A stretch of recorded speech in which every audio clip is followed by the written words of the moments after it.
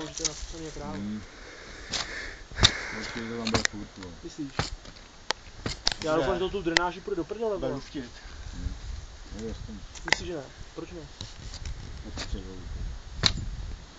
A proč ne, ty vole? Ta pole to chytne a to drenáž to může... Platný, vole, kdybych potřeboval na tom baráku byla to zvenku, vole. A tady je, ty vole, ne? Říkej, že není, vole. Myslíš, že tam jsou 2 metry dolů, ty krále. No to jo, no. To nemůžeš životě vodit. Co kecáš, vole, když my máme barák, taky budu izolovaný 2 metry, vole. Určitě. Hydrobetonem. Ne, normálně je beton, je na tom nalepená taková folie a pak je to stojí pavlo. Jenže tohle nemá lipu. To má úplně jako na základ. Jako myslíš od spoda, jo?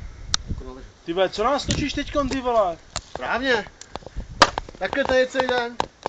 Zaber ten výkon. Celý den, když jsi přijel v jednu, vole. Ser mě, vole.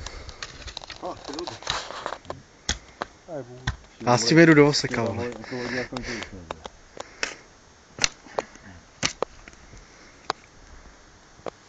Tohle však těžil. To jako kámoš říkal, ty vole, jsem stavil barák a dřel jako kůl, ty vole.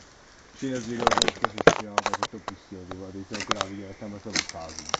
A měl tam naštosovaný ty tvárníky.